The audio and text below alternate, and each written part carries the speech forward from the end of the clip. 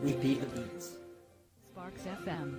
Repeat the beats. All right, ladies and gentlemen, welcome again to our podcast. My name is Kenniesparkz, the Double Hen, and you're tuned to Sparkz Global. Today, it's going to be another good time together with Mr. Promise Aku, and as all of you have known, he's actually been giving us information as part of his CSR to you lot that are actually watching me at home and also listening to me. And if you could remember, we've talked about naturalization in UK, those things that could actually hinder you from becoming naturalized in the UK. And of course, we did mention about leave outside the UK immigration law and rule couple of days ago, and today we are back again to talk about something very important that we need. Some persons have gotten it, some persons are still waiting on the pipeline to getting this thing we're talking about, and that is no other thing. In the United Kingdom, they call it the indefinite leave to remain. I mean, that is ILR, like people will call it. And in other countries, they call it PR, permanent residency. Maybe in places like Canada, places like United States of America, for those of you that are planning to go to Canada or United States of America. But for those people, we're just talking basically, for those people in the United Kingdom at the moment, what do you know about ILR? What are the criterion for you getting independent leave to remain in the United Kingdom? And of course, can it be revoked? Is it permanent? I mean, a lot of all these things will be what you would be hearing in the discussion with Mr. Promise Aku. Don't forget, he's a legal practitioner and of course one person that knows his onion. He knows his onions very well. That is the reason why he's able to do what he's doing at the moment. So, welcome to the show today again, Mr. Aku, and it's nice to have you again on the show. Yeah. Thank you very much, ever so much, for making yourself available to provide us with information every now and then to people, immigrants from African and all the globe around the world. I mean, thank you ever so much. Thank you so much. It's a pleasure being here. So today, I've actually just let our viewers know today that we will be discussing something about indefinite leave to remain. I mean, ILR. But just to quickly take a note and a cue from our discussion last week, somebody sent me a message after we had a discussion about leave to remain outside the rule in the United Kingdom. So the person had asked the question, which of course I will be definitely throwing to you to answer as we go on. But in the first place, what does ILR, according to the law, what does it mean? Yeah. ILR connotes how you settled in the UK. Okay. ILR define settlement. It is a grant. Okay. ILR is a grant, just like every other grant, like you obtain a visit visa. Mm-hmm. It's a grant. It gives you entry permit. Okay. For a very limited time. Okay. With a lot of restrictive conditions. Okay. Like you're on visit, you're not allowed to work, you're not allowed to rent, and things like that. Okay. So you can open an account. There are a lot of stringent restrictive conditions. That is for those people that are actually coming in on for visits. For visits. Okay. So, but however, such persons have obtained grant of entry. Okay. As a visitor or tourist. Then in the same way, like people on work visa, which is popularly known as tier 2 skilled visa. Yeah. Such persons have also obtained grant to come in as temporary workers. Okay. It's not a permanent worker. They're on temporary worker and their residency is temporary. So we have different categories of residence. Okay. So then from there you get to ILR. Before ILR, you have people on refugee status. We have people on humanitarian protection status. Then we have people on discretionary status, discretionary application grant status. Then we have ILR. Now, ILR means, in the plain word, they tell you it's indefinite leave to remain. Yeah. Indefinite grant to remain. Okay. The word leave means grant. Okay.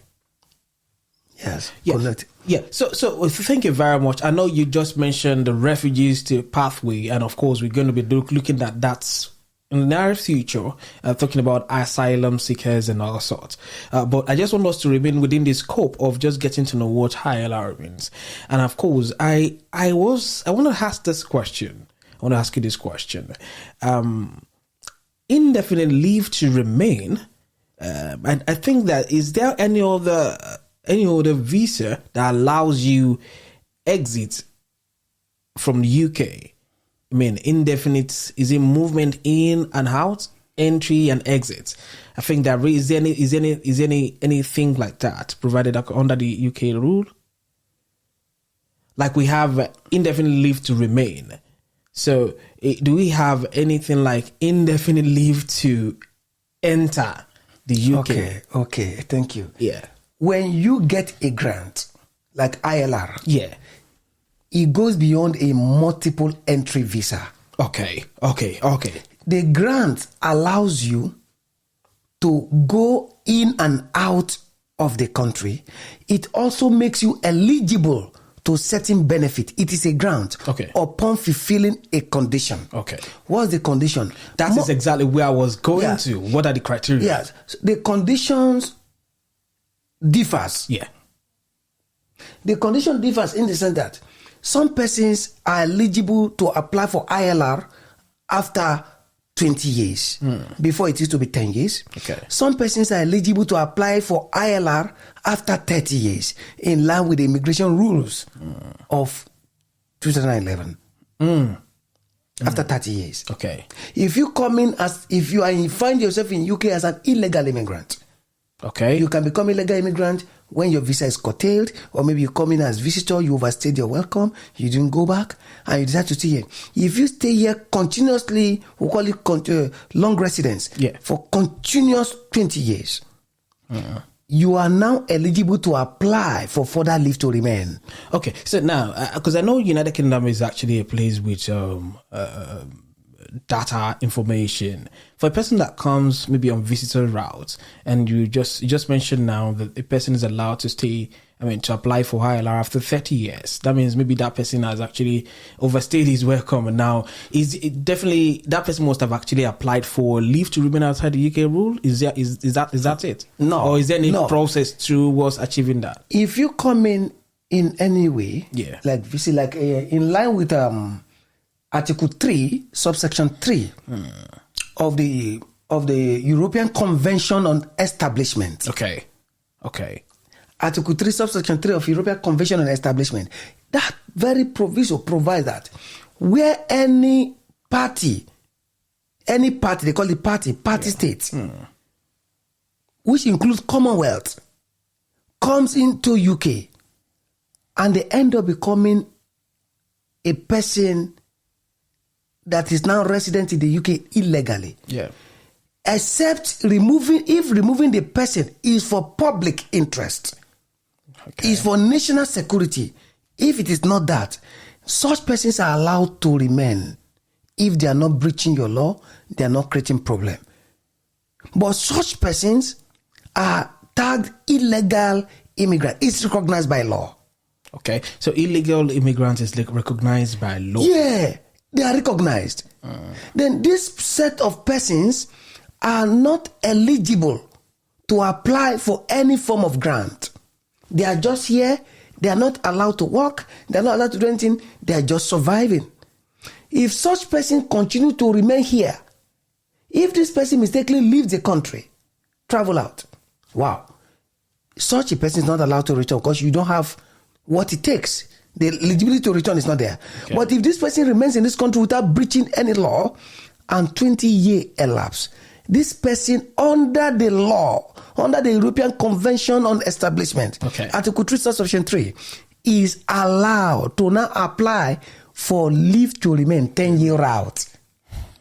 So that makes 20 with 10 to be 30 years. So, but the grant will come in 30 months in 4 places, which is 2.5 years, and it will come with payment. Then after 30 years, this person will now be eligible. That is 20 plus 10 will be eligible to apply for Indefinite leave to remain. indefinite leave to remain. Now, but let's discuss to narrow the scope of the discussion That's it. to persons on a grant of 5-year condition to applying to ILR, which are the skilled workers.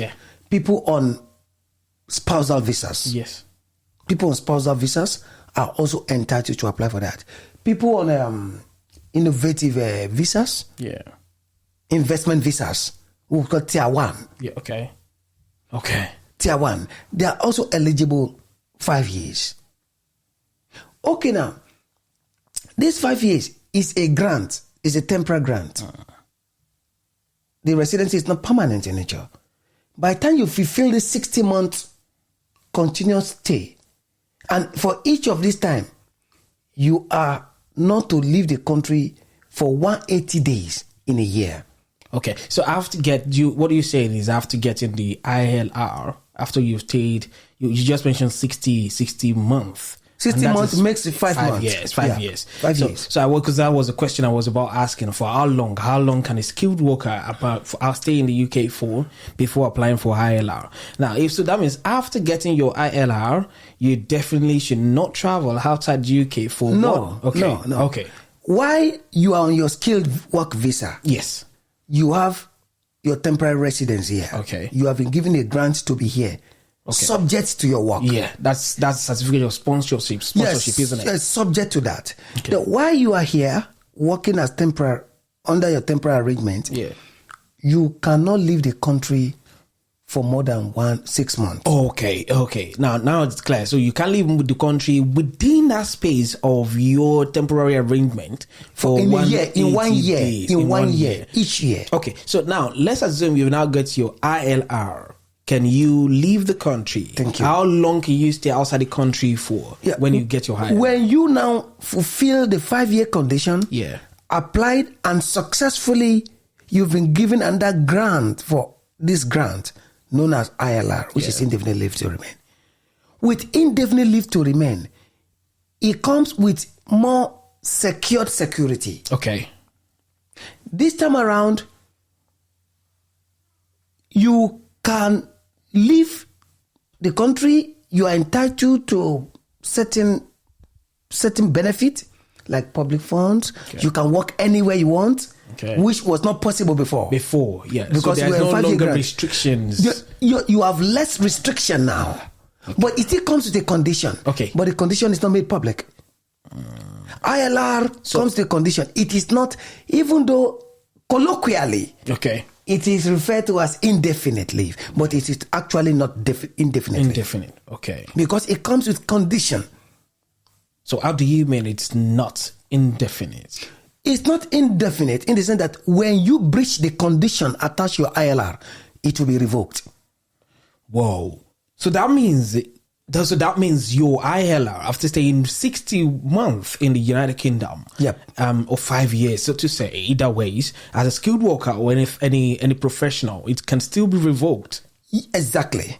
It can still be revoked because some of the instances where it can be revoked is where you have obtained your ILR and you leave the country for more than 2 years.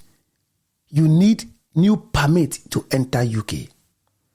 Okay, so that is now linking my previous question with these to say that 2 years, you cannot stay beyond 2 years outside the United Kingdom after you get your ILR. Is that correct? Yes. Okay, so that's correct to say that 2 years after, that means 24 months. 24 months. Yeah, that's correct. 24 months after you get your ILR, you're not allowed to stay outside. No. I mean, when you get your ILR, you have a more secured right of residence. Yes.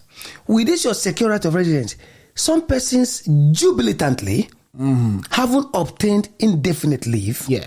In quote. Yeah. They are no longer tied to a job. No more restriction. If you check the BRP given to skilled worker, anything, they tell you can do sport, you can do, there's some things you can't even study. Yeah. You are not entitled to public fund and so many things. With ILR, you are entitled to all of this if you are eligible. Okay. Okay, but however, why you have this your ILR? The ILR is issued to you for life. Okay. It's for life. As long as you continue to sustain the condition attached to it. And the condition is that why you have this ILR is good for you. Don't go out. But you are allowed to go out and come anytime you want. But don't go out and stay outside of this country at any time for over 2 years. Over 2 years. Okay, so that's still the same thing. That don't stay outside the country for over 2 years once you get your ILR. Is that the only condition attached to ILR? Yeah, the one other condition attached to ILR again. Aside from going out, if you go out and stay, some person may even leave and say, okay, well, I've gotten what I want, they will leave. No, that's not the end. A person with ILR is still subject to immigration control.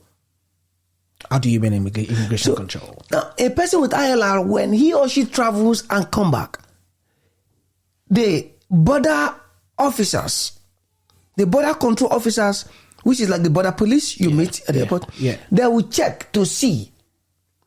They will check when you left, when you are coming. Okay. You are still subject to immigration control. You see, so it is indefinite, but it comes with conditions, though is however better than all other previous grants. Okay. But this is more an advanced and secure grant now, but it comes with condition. So it is not the same thing as when a person naturalized and has British passport. They are two different things. Even though the British passport is as indefinite leave in nature, then the ILR is indefinite too in nature. Yeah. But why this one still has some salient condition, the British passport, a person with a British passport holder enjoys no form of restrictive condition whatsoever. In fact, you can get your British passport, naturalize and get your British passport and leave the country for 100 years. You come back anytime. You are not subject to immigration control. Oh, that's fine then. So now I think it's becoming interesting now to let you know that of course it's actually from one step to the other. You getting your temporary arrangement to be in the United Kingdom for 60 months, which is 5 years, and rules supporting or rules that are attached to you getting your ILR is the fact that you cannot stay outside the United Kingdom for more than 2 years after getting your ILR. So if you stay more than 2 years after getting your ILR, you definitely, then we did mention the fact that people will have to apply for another permit to enter the United Kingdom. Yes. When you have a grant, indefinite grant, and you've not been naturalized, you've not applied for naturalization, and you leave the country for so long, it will reflect, because there are information, there are database. At that point, you may be stopped. You will be stopped. And when you are stopped, you need to come up with genuine reason, or they will tell you you need to apply for a fresh entry permit because you've breached the condition of that very grant. Okay, so now that means you have to go all through what you've been to before getting your 5 years before you come. However, on the other hand, when you get your British passport and become a citizen in the United Kingdom, all these things doesn't apply, like you did mention. No, it doesn't apply. I think a client, and it's an old woman now. Yeah, she was in the UK for many years. After 1983, she came to this country with her children. She was here. She got indefinite leave, and her children got their naturalization done. And they had a passport. They were not born here, but they came here young, so they got their things. After which, she returned. These children got their British passport, but their mom never got hers. Because she went back with her ILR. Her children have obtained theirs. Wow. she came back to this country 30 years after. The children are already here, fully settled. They returned back here as British citizen. They got settled. The woman came in here as I'm speaking to you. She had to apply to come in on visit. Can't she apply? Can't she apply on the basis of the fact that she's got family here? Yeah, because she has family here, the best they could give her is to come in on visit, not as one that has a settled status with ILR, because she has overstayed out. That knocked out that ground. So she's in now. On and visit. She's in now on visit, and then we keep getting an extension, and now a fresh application. Because the matter just came, I just put in for a fresh application for her, not to apply for ILR anymore, but I put in a fresh application for her as a dependent, old dependent of a person with a settled status. Settled status. Okay. Old because she's old already. She's sick, weak, and tired. In fact, these are issues. She's no longer applying for ILR. She's not eligible for that. She's been given one before. Okay. She breached the visa condition. She left for over 20 years. 20 years. Never came back here. And now she came back. Of course, you had a grant, but the grant is no longer valid. So what are the chances? What are the chances that she will be granted a dependent? Yes, there are rules that provide that. Of course, she will be granted. Okay. She will be granted. Okay, thank you very much, Mr. Promise, for the enlightenment about ILR. So for you that are actually planning to get your ILR, that's an eye opener for you. And I will let us take it a bit further, and that is going to be a question that was sent to us from our last discussion. And please let me quickly just say this, that if you have any questions that you want to ask us, please do well to put it under the comment section. Then we'll revisit anything you actually need in terms of information, because that's the reason why we're here. Like I did mention last time during our discussion, that Mr. Promise Aku is here to enlighten you, and this is a disclaimer that we are not in any way advertising him, because it contradicts the law, the rule of law. And so I think we should just make good use and judicious use of the opportunity we've got at the moment. So the question raised us: can a spouse on a dependent skilled worker visa extend his or her visa when the main applicant gets ILR? Since he or she has not spent up to 5 years in the UK. But before you go, I know definitely I know I could remember you mentioned you touched on that during the last discussion. However, how long can a person, after getting ILR, how long will this person get its British citizenship? That is one question. The other question I want to is if you could take our viewers and our listeners through the process of applying for ILR and what they need to do and stuff. Then we can actually answer the other one about the spouse being a dependent on a skilled worker visa, but the spouse is now spent 5 years, but they have not spent up to 5 years. What can they do? What should they do? Okay. I'm going to answer that now. Okay. What we call visa extension, Okay. is to request for further grounds. Okay. Now, this is how it works. I have a situation just some weeks ago where a dependent came in 3 months after the primary applicant. Okay. 3 months. 3 months after. The primary applicant. Okay. The primary applicant has obtained their indefinite leave to remain. Yeah. The primary applicant has obtained their indefinite leave to remain and even progressed further to obtain their British Citizenship passport, their naturalization. Yeah. Now, because 3 months seems small, because when they came in, they were on 10-year route. Okay. 10-year route, all of them. Okay. So, they felt 3 months is small. They applied for ILR. It was turned down. For the main applicant or the dependent? For the dependent. Okay. For the dependent spouse, it was turned down. That's when they came to the office and have to look at it. Well, you are not eligible to apply yet as a dependent. What you need to do now is to now apply for further grant, which is what people call visa extension. Okay. You apply for a grant. The grant will not, even though it's 3 months you need, but what they will give you is 2.5 years. So that means the person will have to wait for 2.5 years? No. Okay. Now, they will give you further grant of 2.5 years. Okay. Then these 2.5 years you are applying for. You apply as a dependent of a person with a settled status. Okay. If the person is a nurse and the nurse has not met the condition to apply for ILR, and haven't applied for it, the spouse has maybe 1 year more to apply for. What sort of visa is the spouse going to apply for?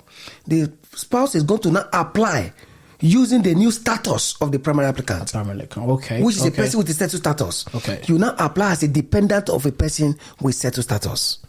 Okay. Then that grant will come as 2.5. 2.5 years. 2.5 years. Which is like 28 months? Which is that 2.5 years is 30 months. 30 months, sorry. And once the dependent spend 1 year of that 2.5 years, such a dependent is now eligible to apply. Will now apply for ILR, varying the application. Using varying application. You're already on a route now. Yeah. But you have fulfilled the condition of 5 years. Okay. So you will now do what we call varying application. Okay. Now apply for ILR, changing your status that I am on this, but I am supposed to be on this, based on 5 year residence condition. Okay. So then at that point, it does not matter if the grant is 2.5 years, just fulfill your own number of months in it and apply for your afterwards. That is that. But however, a lot of persons are warming up to apply for ILR. Yeah. Applying for ILR comes with condition also. Okay. Which is, if you did not obtain or study here, you are expected to have a minimum level B1 English. Okay. Level B1 English. Or maybe, but if you have your master's here, it's assumed you've had education here, that will suffice for you. Then also, life in the UK test is a prerequisite to applying. Let me tell you what a lot of person does. A lot of person wait until their 5 years elapse. They apply for ILR. Such a person will not be granted that ILR because the condition precedent to applying has not been met, which is a life in the UK test. So at best, what the person will get, the person will be advised to go and apply for visa extension, which will cost the person some money more. Some more money. Okay. To enable the person to write the exam. It does not matter if you just need 1 month to write the exam. Because your 5 years has elapsed, you can't apply. You cannot just sit down. Your 5 years has elapsed. It's either you put in for fresh one, because as at the time your 5 year elapsed, your contract with your sponsor is over. It's over, yeah. So you don't stay without anything. You have to put in for another application that will give you 1 more day, 2 more weeks, 1 year to enable you write that exam. Okay. So it is advisable, if you are the verge of doing that, make sure you you sit for that test, obtain that qualification at least 60 days before the time. Okay, before your IL, before your COS. Before your COS expires. 60 days before that is 60 what days, you advise. At least, if 60 days, 28 days, just make sure you apply for it. So by the time you be applying, because 28 days to the expiration of your COS, you are expected to apply for your ILR. Okay. So that it will lap. So by the time your ILR application is coming out, your 5 year visa route is expiring. There'll be no vacuum in between. Okay. There'll be no time where you will be in this country without and a valid immigration status. Okay. So just to quote you in there. So I just wanted to just ask. So assuming, let's say the worst case scenario, the person didn't do the life in the UK exam like you did mention, and of course this person's COS is expired. How long is this person allowed to stay in the UK according to the law? According to the law will write you. So instead of waiting, the reason why we encourage that persons that stands eligible to apply for ILR should not wait until the anniversary of their current stay. Okay. Before the anniversary, ensure you get all your things required together and put in for your ILR. So by the time your ILR comes out, the anniversary, you will not be in breach of your visa condition. Okay. That is beautiful. But like your question, where a person fails to meet some of these requirements, the person will be communicated by the Home Office, telling you have got social number. It's at the discretion of the Home Office. They can tell you have got 1 month to leave the country. Or put in for application. At this point, such a person cannot apply for ILR. Because the condition precedent to apply for ILR is not been done. It's not done. So this person can only apply in the UK exam. Can now apply for only further extension. Then how do you apply for further extension? You need your office, your sponsor, to put in application for you that they need you more. And that is costing you more. Wasting more time. Some persons, as a result, when they apply for further grant, they are automatically put on 10-year route for making that mistake. Wow. Instead of 5 years. So you Instead of 5 years, you did back on 10 years. Because it's not the fault of the caseworker. The caseworker, you gave them nothing to work upon. Wow. So you must put your house in order. If you know you don't have much knowledge on all this, please seek the advice of an immigration advisor. Okay. Before the time, so you don't get caught in all this. Then also, a person who intends to apply for ILR, by all means, must ensure they don't have unspent conviction. Okay, because I know definitely that might be one thing that we're in that. I think we did mention about those when we're talking about naturalization in the United Kingdom. Then I think we mentioned some parking rules that parking offenses actually are traffic offenses. Exactly, it's those small offenses. Unattended parking offenses and all these ones will not land you that. Okay. If you attend to them, that's not an issue. So that is unattended to. Where you did not attend to it, you've been given parking ticket, you've been given traffic, maybe jump traffic light, red light, you've been given ticket, you didn't attend to all these things, and those keep mounting up. That's all those things you were not attending to, despite those things being given to you. You've been given all those notices, you did not pay the required fine, you didn't do all these things. It simply shows you have disregard for law. Those attitude shows you have disregard for law. And that is the summation of that thing. And because you have disregard for law, that can stand. That can become a clog in the wheel of that application. Because they have all records. They have all records. Then, but where there is a serious crime committed, where a person found themselves on the other side of the law, and there is a sentence to that tune of 12 months, a person is convicted and sentenced for 12 months. 12 months, yeah. Such a person will not be able to apply for ILR. Whoa. So that's so you heard that. You did hear that there are so many things that can actually be a clog on the wheel of you becoming naturalized in the United Kingdom, which of course we've actually been talking about. So like I did mention, I asked a question you've not actually touched on, and that is how long can one apply for naturalization in the United Kingdom after ILR? After ILR, practically a year after. Okay. A year after ILR, you can apply for your naturalization.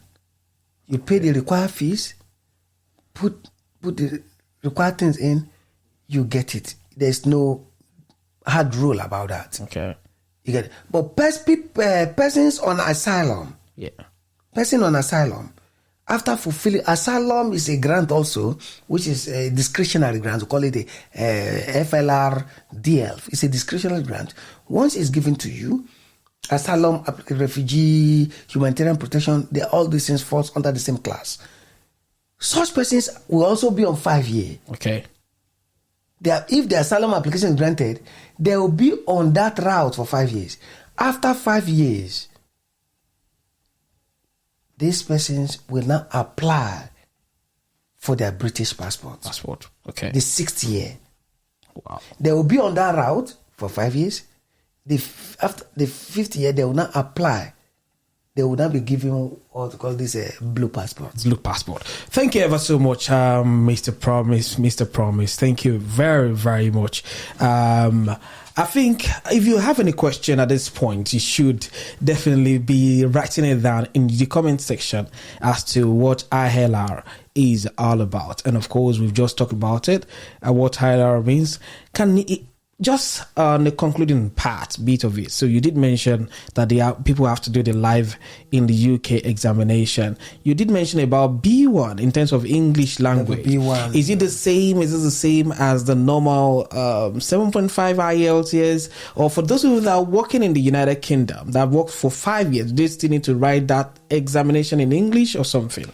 Because I still don't understand that. Yeah. But before you answer the question, just to let you know that something massive is actually coming into the UK, and that is the longest marathon drawing portrait that is going to be attempted by Abidemi Praise. That is BD Vegas. It's going to happen in Sunderland, North Sunderland City Centre in Sunderland, and that is going to be on June 12th. That is starting on June 12th. So this lady is just trying. She's trying. She wants to beat the world record in terms of the longest marathon drawing portrait. So this is our own CSR also to promote something that is really, really, really worth it, because we want people to keep breaking boundaries. I mean, break it, whatever thing, the standard. Whatever thing is the standard, don't break the rule. Don't break the rule. But of course, people that are able to think outside the box need to also be encouraged as they do that. And so we wishing her all the best as she embarks on that. All right, so let's go back to the question I just asked. What would be your response to that? And the question is, come again? Oh, so the question is now, in terms of the English language, what are we talking about? Is it IELTS? Because you did mention B1, and I was just asking for those people that have been in the United Kingdom. Obviously, it did show that after staying 5 years in the United Kingdom, and you've related and interacted with so many persons, you are expected to have been able to have a mastery of the English language. So what is this requirement, English language requirement? What is this for? Like this English language requirement, I will advise that to get a more clarity on that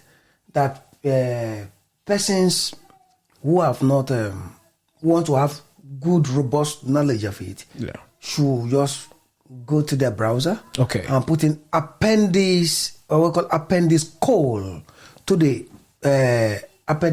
immigration rule. This call is a KOLL. KOLL. Yeah, it brings out all the type of English that can qualify you for that. IELTS is one of it. NARIC is one of it. If you have university degree, you can just subject it to NARIC. Present to NARIC and convert it. You can convert your university degree. Yeah, sure. Then some persons can go on to that. Sometimes they tell you, for this level, if you are coming on spousal visa, not the skilled worker, they tell you have a level A1 English, which is just speaking, listening, and just number one. You do it in Trinity College. You apply it on it for Trinity College is an online stuff. You get it. The same thing, level B1, the same thing. Then IELTS, you can as well go for it. At least have a minimum level English. Show that once you have that suffice. But many persons on student route that went through one level of education here don't need that. But their spouse who wants ILR will need that. Okay. Yeah, so it's a precondition to applying those two things, the English test and the life in the UK test. All right. Thank you very much, Mr. Promise, once again. But just one last question. I did mention the last question the other time. Yeah. But obviously, when we've got you now, I think we have to just be able to exhaust everything we're able to get access to, or those information we're able to get access to. Now, can you summarily take us through applying for ILR? I mean, after doing the life in UK exam, you present the English language test evidence. How do we go about? Do we need to go to a site to actually apply for these things, or do we need to go somewhere to apply for it, or how do we go about that? Yeah, depending on the application, which ILR is straightforward. Yeah. So more often, we advise where you don't have confidence to do it. Yeah. Because there are a lot of genuinity questions that will be asked. They want to know that you are saying the truth, you are putting it well, is presenting your case right. Yeah. You are applying, reason why you are applying for it. Yeah. What makes you eligible. We advise that you seek the advice of an immigration solicitor. Okay. So this is a caveat. I'm not here advertising. I've already made that disclaimer before. But however, we advise strongly that you seek the advice of solicitor of your choice. Okay. Especially immigration solicitors. All right.